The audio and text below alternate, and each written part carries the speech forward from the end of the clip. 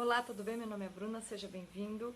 E sim, eu acho que as universidades públicas, elas acabaram, elas ruíram, né? O que aconteceu ontem, aquela história, essa manifestação, que todo mundo acha grande coisa, ela mostra a decadência total em que as universidades públicas estão hoje, né? Eu venho da universidade pública, fiquei um tempão lá e recentemente cheguei a dar aula, então eu tenho, obviamente, uma visão de dentro da universidade pública e ela faz tempo que ela está se deteriorando. Na época que eu fazia graduação eu já percebi a deterioração, mas quando eu fui professora é que eu vi que não tem mais jeito, o negócio está totalmente destruído, né?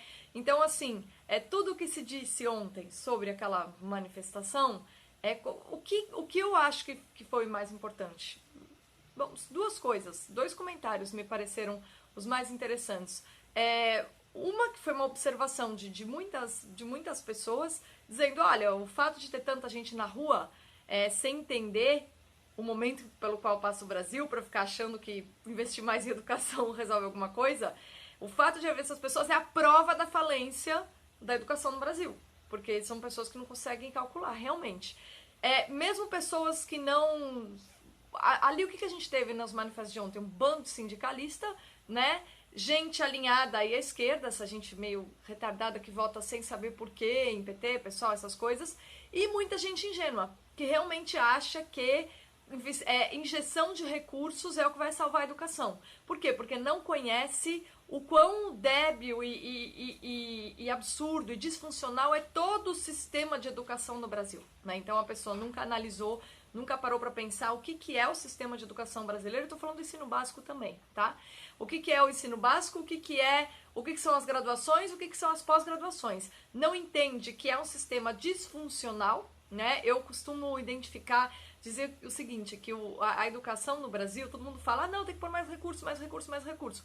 Mas o problema é que aqui as coisas são como uma represa, entendeu? O que uma represa faz? Tá vindo, ela interrompe um curso de água, enche, segura aquele curso de água e deixa passar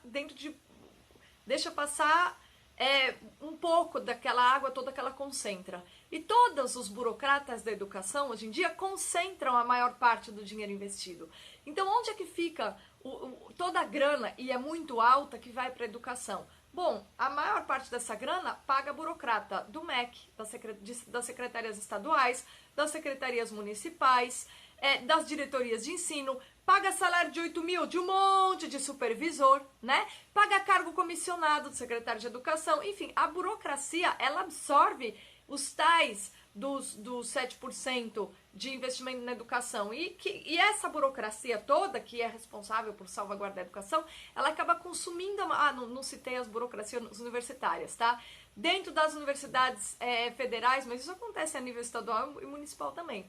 Mas nas universidades você gasta muito com folha de pagamento, com a burocracia também, tá? Todo mundo fala, dinheiro para pesquisa. Como é que você vai dar dinheiro para pesquisa se você consome toda a grana com burocracia? Já que pro pessoal que está na universidade é mais importante você pagar o burocrata que vai cuidar do requerimento de pesquisa do que dar direto para pesquisa. É assim que a coisa funciona. Por isso que a universidade morreu, né? A universidade morreu porque a burocracia mata. Eu não sei se vocês já leram aquele trecho do Nietzsche, né? Que que está lá no Assim Falou Zaratustra, um novo ídolo, é o Estado. E aí ele diz, ele descreve o Estado como justamente um sugador, assim, das consciências e um produtor de destruição, né? É boa imagem, mas de que Estado ele está falando? Justamente do Estado burocrático, né? A burocracia, ela é uma espécie de monstro que vai consumindo todos os recursos e só que ela vai engordando com esse consumo e vai se tornando um monstro cada vez pior, que vai esmagando a tal da atividade fim que ela deveria estar administrando. Na verdade, todos os recursos da educação estão inchando a burocracia da educação. Então é uma piada a gente falar de mais recursos, né? Não, na verdade tem que cortar tudo. Esse 7% é um absurdo. A educação brasileira é um ralo de dinheiro público. Não se trata, se você tem a cabeça no lugar e analisa as coisas como são, você não vai pedir mais investimentos e ficar chocadinho com contingenciamento, corte, seja lá o que for. É contingenciamento, tá? Mas o analfabetismo funcional é tanto que se confunde com corte. Beleza, isso é irrelevante, é relevante. A questão é, Uma sociedade saudável, ela olha para o caos que é a educação no Brasil e fala, caramba, estamos no caminho errado, vamos para outro lugar.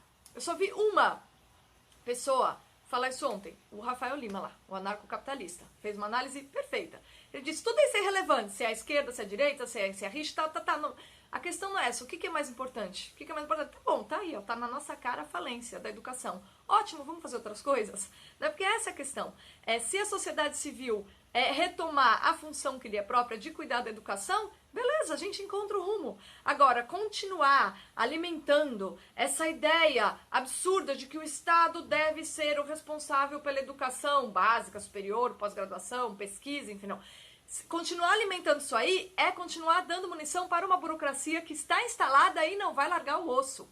Então eu só vejo uma maneira de diluir essa burocracia no poder. E assim, por mais bem intencionado que seja o ministro Whitehall, por mais bem intencionado que ele seja, essa burocracia vai estar lá e vai continuar tentando engoli-lo, porque ela quer se manter no seu conforto. E aí eu tô falando também de todas as burocracias universitárias, tá? Eles vão ali negociar, vão criar todo tipo de rolo para manter esse inchaço, né, que permite que eles sobrevivam. Então, assim, eu só tenho uma maneira da gente combater essa burocracia monstruosa que consome todos os recursos que supostamente deveriam ir para as crianças, né, e ainda vai que seja para os jovens, que é simplesmente ceifando essas burocracias, diluindo, porque não faz sentido concentrar no Estado a função sobre a educação numa sociedade do tamanho da nossa, né? A educação, como nenhuma outra dimensão de uma sociedade, se faz de baixo para cima. Você tem 1000 iniciativas que vão levar adiante modelos educacionais distintos. Você tem um modelo que vai ser privilegiado pela igreja, você tem um modelo que vai ser privilegiado por pessoas muito interessadas na expansão da ciência, você tem um outro modelo tecnocrata, enfim, você tem 1000 possibilidades de lidar com formação técnica de seres humanos, por um lado, e com formação integral de seres humanos, por outro lado. Não é a escola administrada pelo Estado, no modelo centralizado, que vai resolver isso. Isso a gente já sabe. Isso, assim, não tem mais dúvida quanto a isso. Agora, a falência total das universidades, ela é visível quando a gente percebe que das universidades de onde deveriam sair pessoas capazes de fazer um cálculo, de observar a realidade, de falar, realmente não está funcionando, não, essas pessoas vão lá para defender a manutenção de uma monstruosidade que está absorvendo recursos e propagando, assim, mantendo, empurrando com a barriga um problema que não vai ser resolvido, né? Eu não tenho nenhuma ressalva a fazer quanto à função das universidades hoje. Eu acho que é cada vez mais irrelevante, né? Tá, as universidades privadas, não é à toa que elas têm mercado, é porque as públicas foram se tornando irrelevantes. As pessoas não trabalham lá, né? Dos meus colegas, não vou ficar aqui falando de um por um, mas dos meus colegas em geral, tô falando do corpo docente lá de 1000 com quem eu trabalhei, eu quando era aluna, Deus me livre, professores eu tive o quê? 4 professores bons, o resto lixo. Agora, dos meus colegas, a maior parte ali só queria cargo, fazia bico, morava em outra cidade, estava interessado no salário. Qual era o desespero durante as greves? O governador vai cortar o salário ou não? Entendeu? A greve, todo mundo sabia que a greve era criação de caso de sindicato, nem todo mundo era a favor e tal. Mas a grande preocupação que levava as pessoas para a Assembleia era, vai cortar o salário ou não? Porque é visto como um emprego. Então ninguém tá nem aí para a educação. A questão não é essa. Quem se preocupa com a educação são pessoas que têm filhos e querem que os seus filhos sejam livres ou bem-sucedidos ou capazes de desempenhar tarefas para ter um emprego por meio do qual eles podem sobreviver. Entendeu? A preocupação real com a formação vem da família, assim, não tem discussão quanto a esse ponto. É impossível que o Estado se preocupe com a educação dos indivíduos na mesma medida que cada família se preocupa com a educação dos seus filhos. Por isso que a gente só vai vencer o problema da educação no Brasil quando a gente assumir que esse é um problema que se vence de baixo para cima, com implicação de toda a sociedade civil.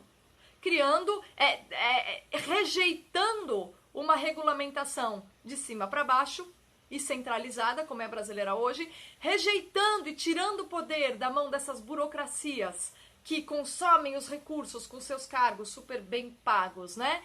E ficam só dando piteco e atrapalhando as coisas, né? Vou dar um exemplo aqui. Eu me lembro que eu fiz uma seleção para dar aula de história numa escola, e era na sexta série, sobre humanismo. E eu tenho uma intimidade muito grande com o humanismo. Eu li os humanistas ingleses, o Roger Ascham, que foi preceptor da Elizabeth I, né?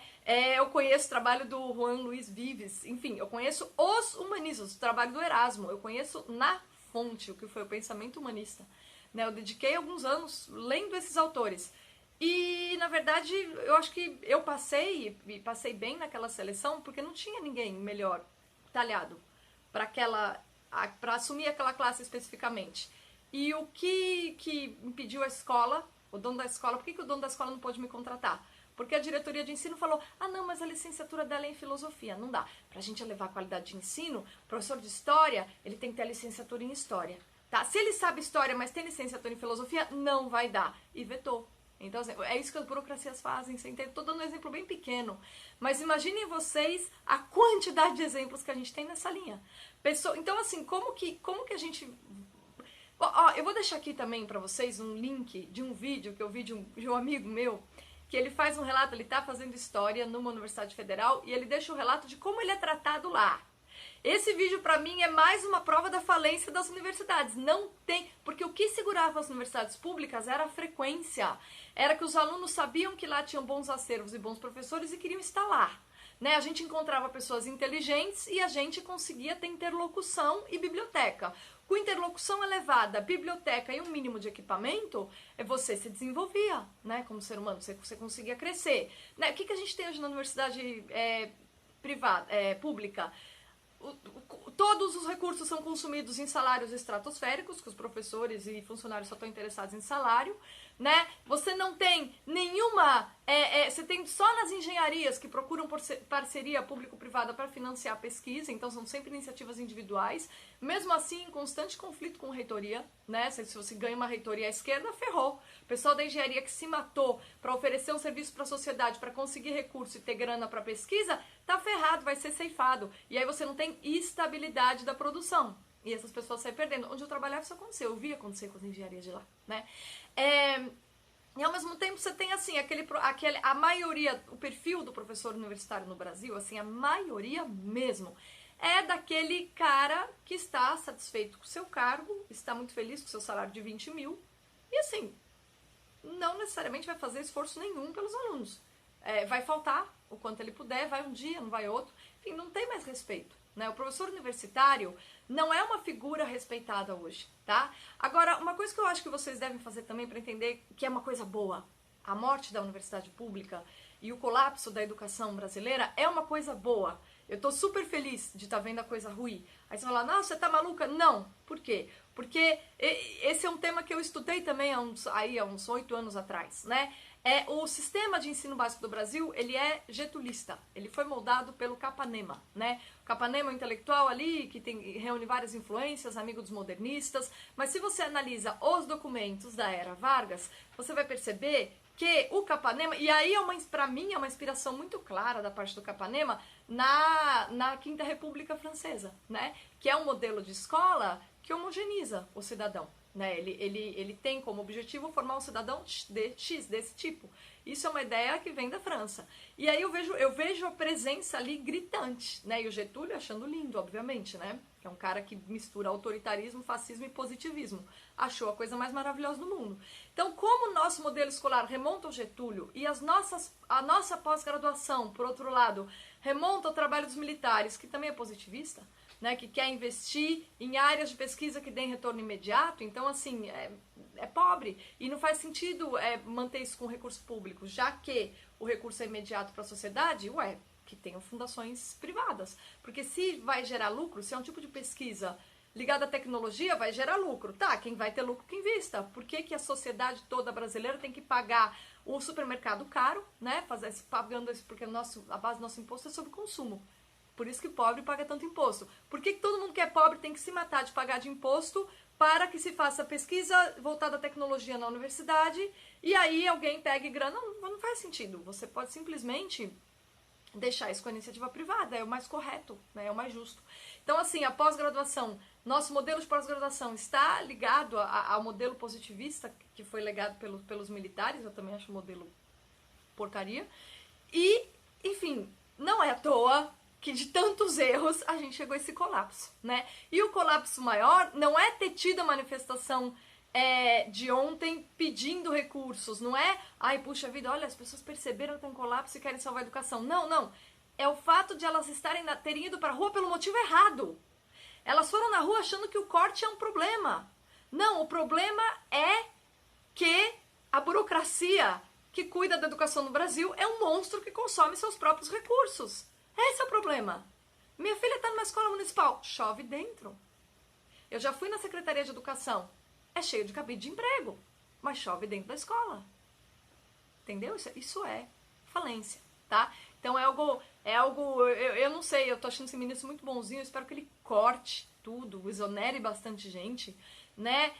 Eu gostaria até que ele privatizasse todas as federais, não sei se, infelizmente, não sei se ele vai chegar a esse ponto, né? Não sei se ele vai traduzir em medidas concretas a realidade seguinte: a universidade pública está falida, e se a gente quiser, digamos assim, salvar os frangalhos dessas instituições, o caminho seria privatizar, dar na mão de alguém que pudesse aproveitar ali o espaço, os poucos recursos, né? E para que as universidades do Brasil voltassem a ser respeitáveis. E os centros de pesquisa, sobretudo, voltassem a ser respeitáveis. E a iniciativa privada larga de ser caipira e vai, entenda que a gente só pode ter um ambiente saudável de pesquisa quando há parceria com iniciativa privada, né? Mas não é essa parceria clássica do Brasil, que é a iniciativa privada querendo comer o recurso público. Não. Invista e ganhe, certo? É algo assim, com consciência cívica. Porque o que a gente tem no Brasil é a oligarquia querendo comer dinheiro do Estado que vem do povo. Aí também não serve, né? Então, enfim,